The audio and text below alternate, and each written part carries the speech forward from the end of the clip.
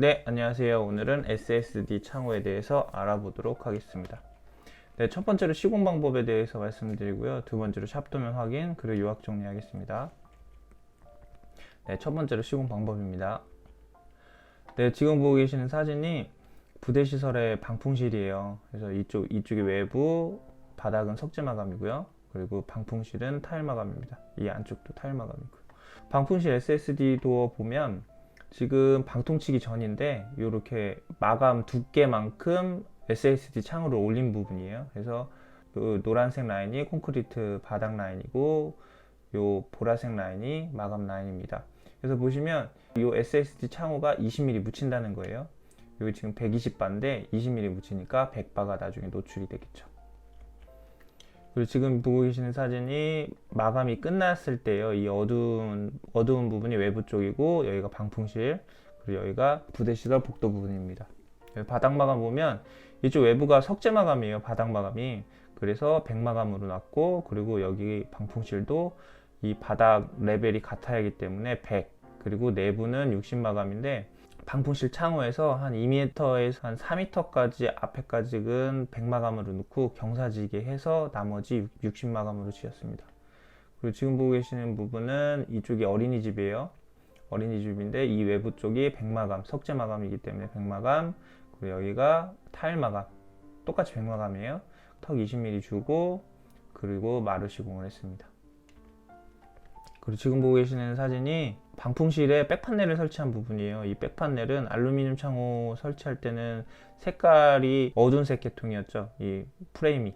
근데 지금 SSD 같은 경우에는 스텐 색이에요. 그래서 이 백판넬도 약간 하얀색 계통으로 발주를 뒀습니다. 그래야지 색깔이 맞기 때문에 어색하지 않습니다. 그리고 요거는 나중에 백판넬은 요 백판넬 설치하고 코킹 쏘고 강화유리 끼우고 다시 코킹 쏘아서 마감 짓습니다.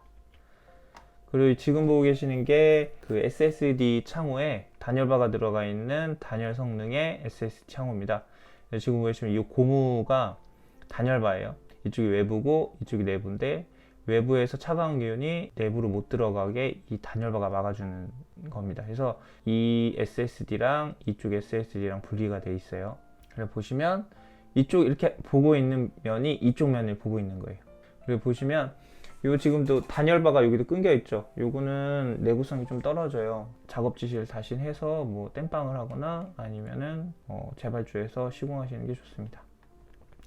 그리고 지금 보고 계시는 게 힌지 부분이에요. 힌지는 165mm짜리 시공했어요. 그래서 센터 쪽으로 해서 시공했습니다. 이 부분은 이쪽이 샤워실이에요. 샤워실인데 힌지를 설치하고 턱을 주기 위해서 여기 디딤석을 설치한 사진입니다. 그래서 이 디딤석에서 이렇게 턱지게 시공한 사진입니다. 이 부분은 도면 발주를 그대로 내서 이제 시공이 이렇게 된 거예요. 그래서 골조가 이 창호보다 올라가져 있는데 실측을 하진 않고 다 그냥 도면 발주 넣었기 때문에 이렇게 위에가 뜬 부분입니다. 그래서 이 뜬 부분이 이 부분을 조적 인방으로 채워놔야 돼요. 근데 지금 작업자가 그냥 미장으로 해놓은 거기 때문에 지금은 이렇게 해서 이렇게 턱이 졌죠. 근데 이렇게 하면 안 되고 이렇게 해서 콘크리트 인방을 갈고 그 다음에 이렇게 턱을 지게 해야 돼요. 창호 위쪽에. 그래야지 마감이 깔끔하게 떨어지고 여기가 페인트를 칠하거나 아니면 도배를 할 때 이렇게 마감을 지어야지 깔끔하게 떨어집니다. 여기도 마찬가지예요. 여기도 이쪽에 콘크리트 인방을 한 번 더 시공을 하고 이렇게 미장을 해서 이렇게 턱을 지어서 마감을 쳐야 됩니다. 그래서 이거는 지금 콘크리트 인방을 추가해서 시공을 해야 돼요. 이거는 애초에 허리목을 놓고 그 다음에 실측해서 발주를 했었어야 되는데 그냥 도면 발주 넣었기 때문에 이렇게 오시공이 된 겁니다. 그래서 이거는 사전에 검토할 필요가 있어요. 네, 지금 보고 계시는 게 MDF예요. MDF나 방제실 같은 경우에는 방화구획입니다. 여기가.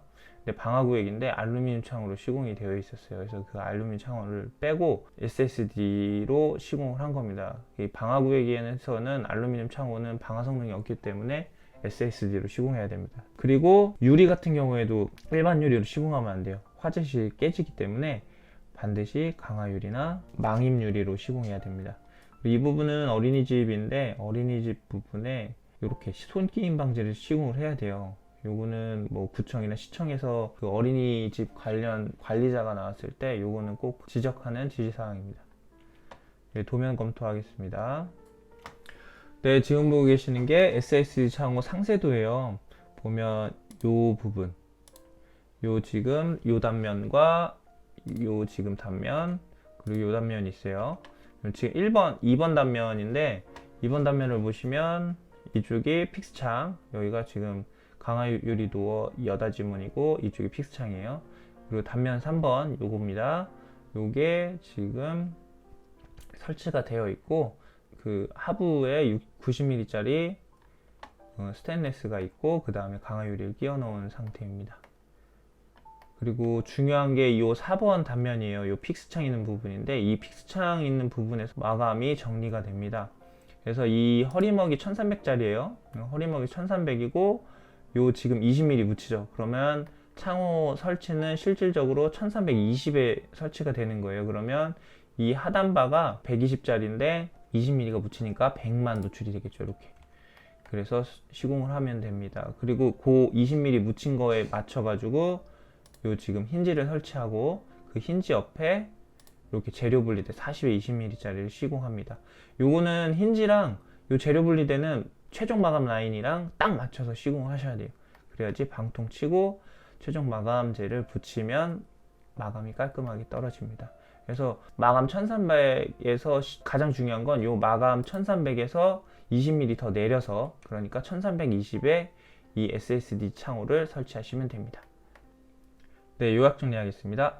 첫 번째로 반드시 허리먹을 놓기 전에 실측을 해서 발주해야 됩니다. 아까 그 사진에서도 설명해 드렸다시피 도면 발주를 하게 되면 인방이 뜨는 경우가 생겨요. 그래서 꼭 실측해서 발주를 넣으셔야 됩니다. 그리고 SSD 창호도 알루미늄 창호와 같이 20mm 묻히게 시공하시면 됩니다.